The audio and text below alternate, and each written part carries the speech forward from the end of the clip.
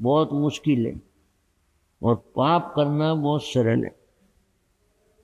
पानी को छोड़ना है तो अपना रास्ता, लेकिन उसको रोकना है तो कितनी मेहनत करनी पड़ेगी। ये जितने पाप कर रहे हैं लोग राजी हो जाते हैं, अरे जी तो देखो इतने, तो भी ये तो इसका नाम चल रहा है। नाम उसका नहीं चल रहा है, नाम उसके पुण्य और पाप का चल रहा है। और जिस समय पाप उदय में आ जाएगा तो खुद का शरीर ही खुद को काम नहीं आएगा। बहुत अच्छे जी।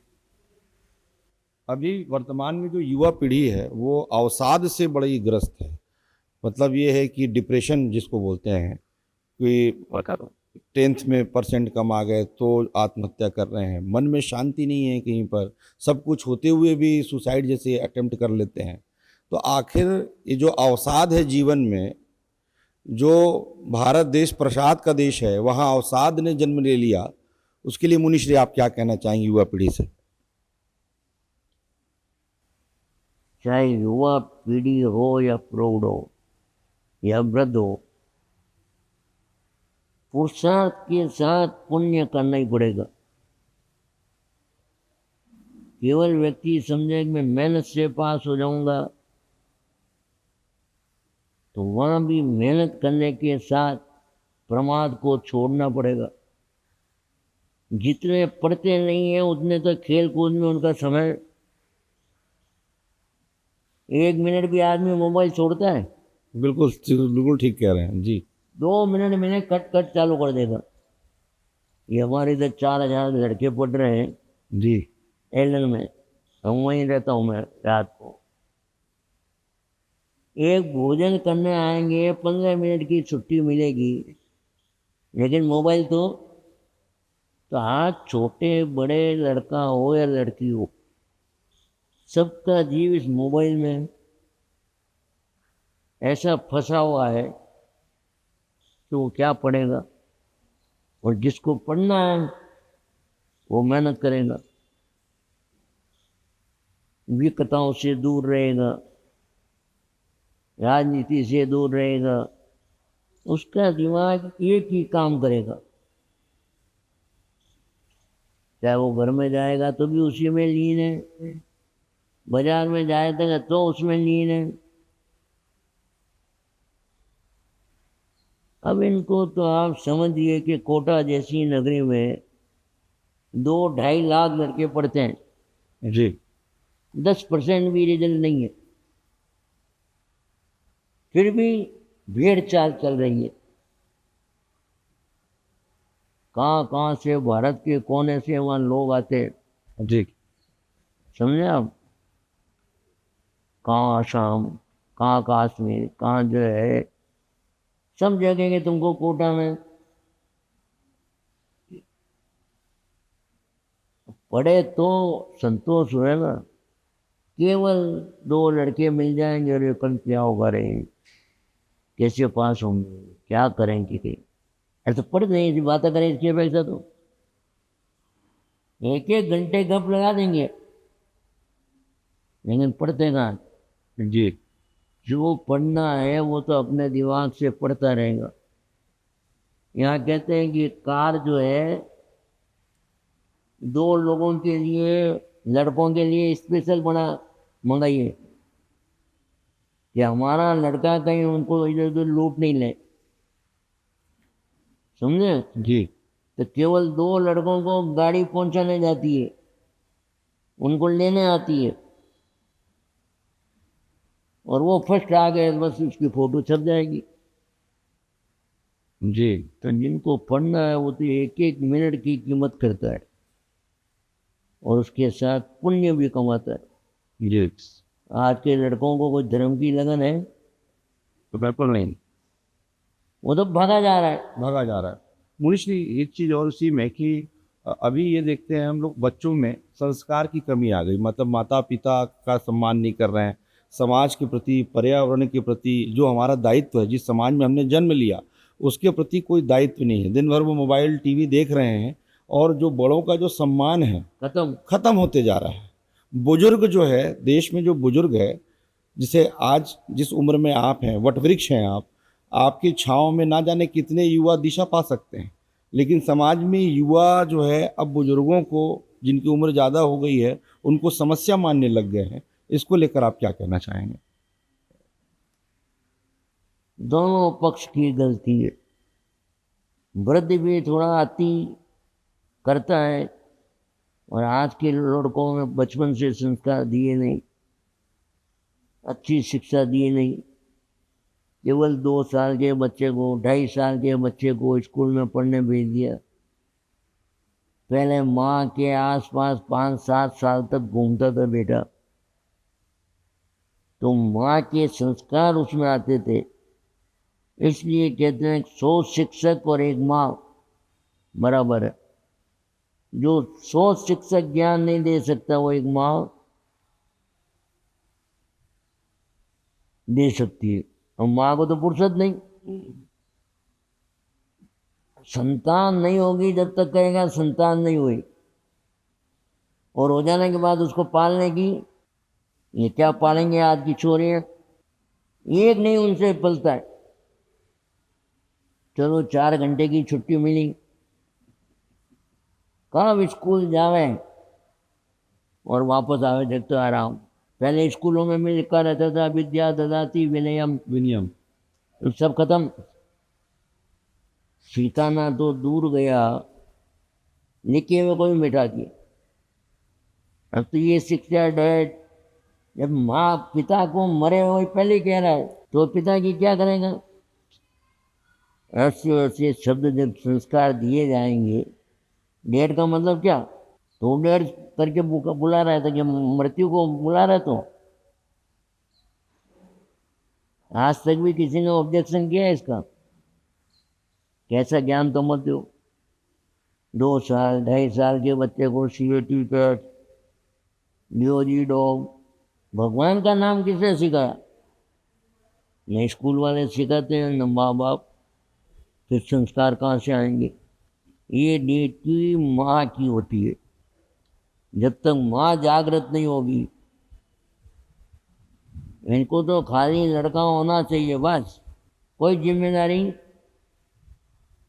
सब नौकरी करने वाले, नौकर पालेगा तो नौकर क्या करेगा?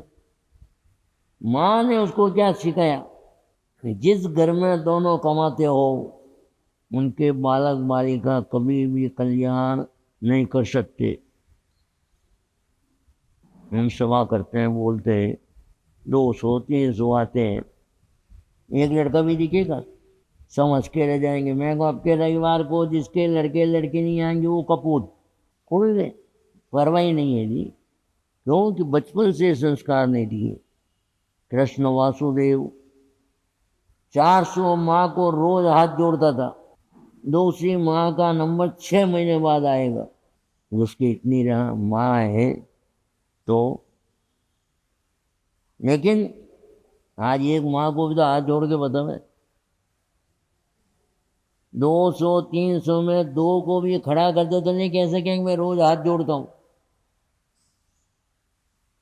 दीवारी होली जोड़ दो तो मौत है। तो फिर विनय कहाँ से आएगा?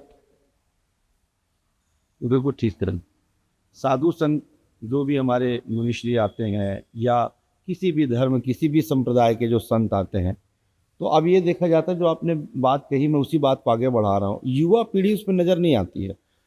लोग आएंगे, मनुहार करेंगे, लेकिन युवा पीढ़ी आखिर संतों के पास जब तक, यदि हम शास्त्रों को भी देखें, चाहे इतिहास के पन्नों को पलट कर देखें, वो तभी हुआ है, कोई भी युवा तभी आगे बढ़ा है जब उसको संत का आशीर्वाद मिला है। आज की युवा पीढ़ी बिना संत के आगे बढ़ रही है, इसलिए भटक रही है क्या? तो भटकी रहेगी, भटकती रहेगी ये। उनको सुख का, आपने पहले प्रश्न किया था जी ये सब दुखी क्यों है? इनके पास सुखी का कोई रास्ता बताने वाले नहीं। जी। माँ बाप की सुने नहीं, गुरु के पास जावे नहीं, मंदिर जाए नहीं, तो फिर कहाँ से इनमें संस्कार आएगा?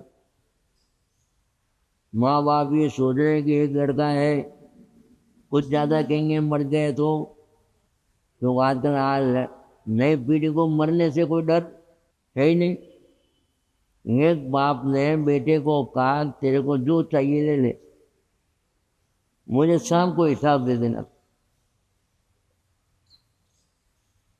एक दिन नहीं दिया तो पूछ लिया भाई, तो फांसी खा के मर गया।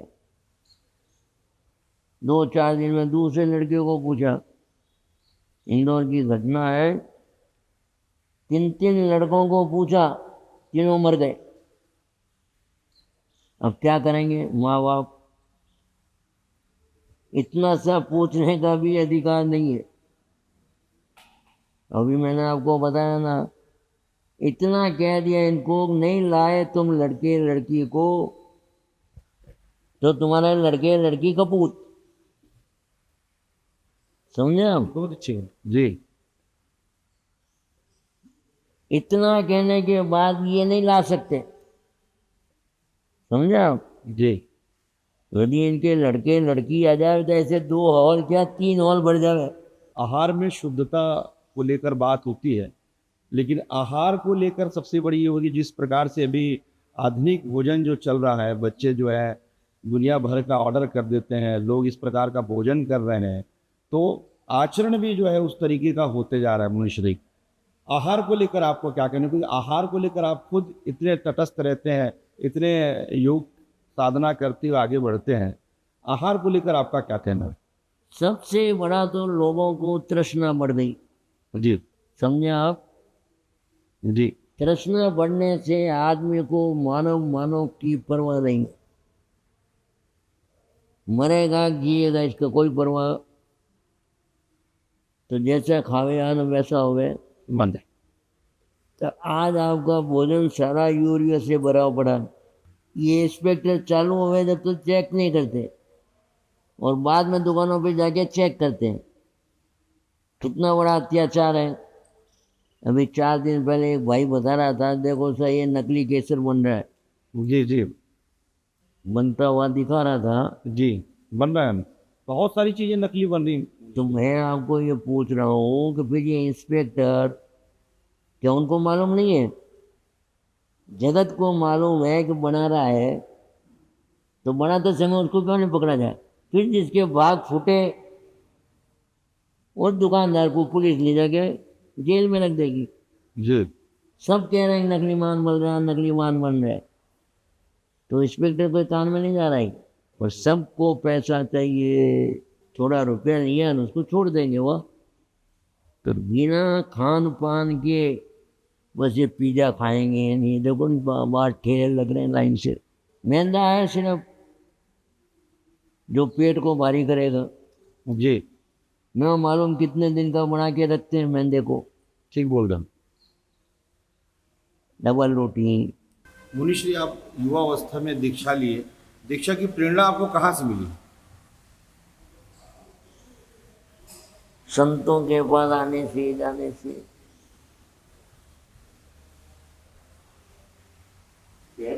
धर्म से। आपने दीक्षा लिया, उसके बाद आज आप इतनी कठिन तपस्या करते हैं, आज अपना से लेकर बहुत सारे योग भी आप करते हैं, 52 वर्ष से आप लेट नहीं रहे। इसकी प्रेरणा क्या है और इसका अभिप्राय क्या है और इसका संदेश क्या है? सीखते थे महापुरुषों के जीवन से, उनकी बातों को सुनने से, उनका जीवन सुनने से, उनका जीवन पढ़ने से। और लाभ ये होता है कि तपस्या जो है, जैसे आग जो है सब्जी बनाता है, इसी ढंग से तपस्या कर्मों को काटता है।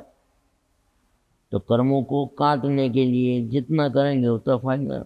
ये शरीर खाने पीने के लिए नहीं मिला है, ये शरीर आत्मा से परमात्मा बनने का साधन है।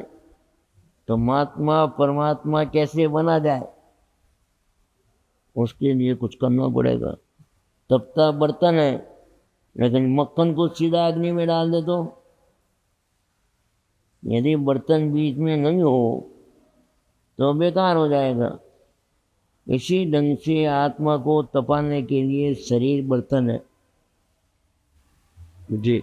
युवा पीढ़ी को आप क्या संदेश देना चाहेंगे महाराज जी हमारे माध्यम से?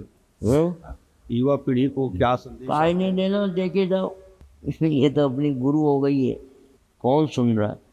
अब तो अनुभव करते करते ये हो गया है, अपने आप को बदलो। और नहीं तो हमारे समय में तो हमने युवाओं को खूब तैयार किया है। जी जयपुर जैसी नगरी में 400 500, इंदौर में, मद्रास में, बहुत जरूरत लेकिन अभी आज की पीढ़ी तो नमो नमो है। जी ये ना सुधरे भैया, ये तो महाराज जी आपसे आपके विचार जानकर बहुत अच्छा लगा और बहुत कुछ सीखने को कोशिश हम लोग जरूर प्रयास करेंगे कि आपके बताए मार्ग पर आपके बताए बातों को अपने जीवन में अनुसरण कर लें। केवल सुने ना, अनुसरण भी करें, तभी आपकी इन बातों का सार्थकता जो है वो नज़र आएगा, साथ ही हम अपने जीवन को सही दिशा में ले जा पाएंगे। आपको प्रणाम।